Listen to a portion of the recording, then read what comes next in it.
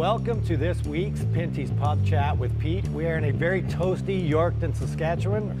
And this week my guests are the Howards, Scotty and Glenn. Gentlemen, how are you? Awesome, Petesky. How are you, buddy? Not Really too good. bad. Not too bad. Thanks for joining us. Pleasure. Thank you. You guys have been playing these things quite a while. Glenn, you were one of the originals. 2001, you went on strike, so to speak.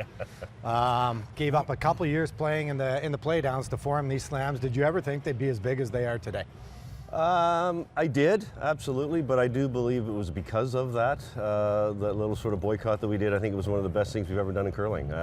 It brought it to the next level. It opened a few eyes, if you know what I mean, and I think a lot of good decisions were made because of that. And obviously we have the Slam Series now, which is just getting bigger and bigger, and I'm so proud to be a part of it. And again, I guess in the beginning to be a part of that whole process.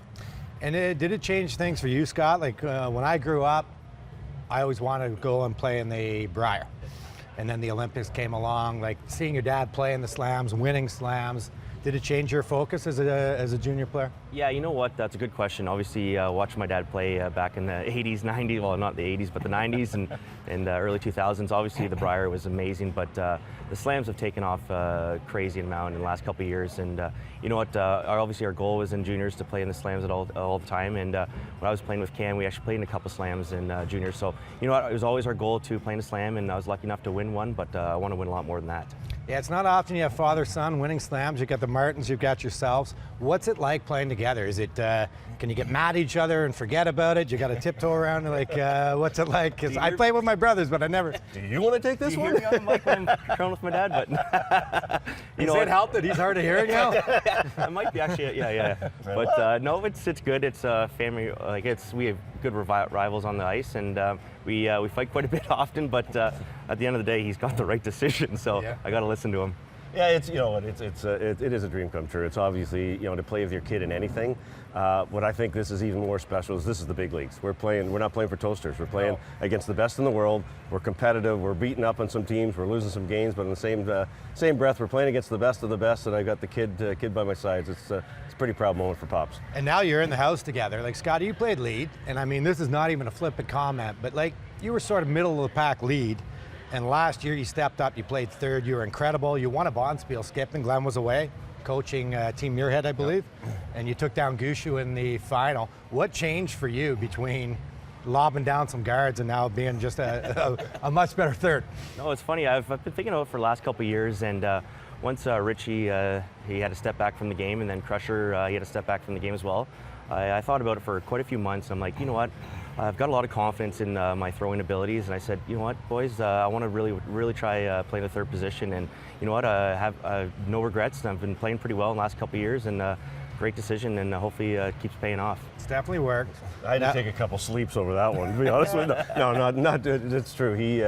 Really impressed with him. Like, obviously, again, he was a pretty good lead, but not the best by any stretch, but he really stepped up at third, and he showed what he could do as a skip, too. It was amazing to win that spiel, and beating the Goo in the final was incredible. Shows you guys can win with any lead, because you got Tim March now, and you're still winning games. So, this stays in the Pinty. Now, you've played with some amazing players. You played against amazing players. Who would you say, out of all your teammates, had, not counting your current team, but that you played with in the past, had the most talent? Would you say it was Adam, Eve, Moses?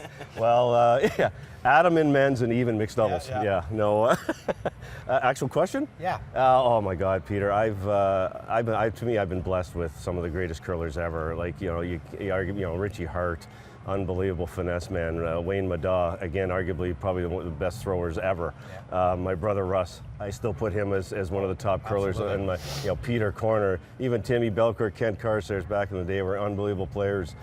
Craig Saville, Brent Lang, Adam Spencer. Like, I can't put my finger on anyone. All of them have been fantastic, and to me, that's what's made me a decent curler, because I've been blessed with some amazing curlers through the years. 4 Briers, 4 Worlds, 14 Slam. You're decent. Decent. What's next for you? Do you any plans beyond this year, beyond this cycle? God forbid, and my body holds up, I think I'd like to finish the cycle. That's my plan. I think it's only fair to the boys as long as they want to have me. I think that's probably going to be it. It's getting harder and harder on the body. I'm in decent shape, but in the same token, it's tough at 57. But I'm still having fun, Peter. But if we start losing more than we're winning, it takes a little bit of the fun out of it. But When you do that, you end up doing this. that's right. That looks like a decent job. I don't know. Hey, they give you a suit, so it's a rental. Scotty, what about you? Plans to skip when Dad walks away, or I mean, you're going to replace Tim? You told me just before the broadcast. But. Yeah, you know, it's a good question. As far as I'm concerned, I don't think he's ever retiring. But you know what? No, it's a good question. I want to obviously keep playing at this level, and I really like playing third position. So hopefully one day we can find a good skip out there and put a good team together. But you know what? Like I said, I had a good time skipping that one weekend and had a lot of success. So it could be in the future as well. You never know. Well, boys, I wish you all the best. You're still alive, kicking here in Yorkton, and hopefully we see you for another at least 2 years, buddy. Thanks, buddy. And Scotty, if you need a good skip, do not call me.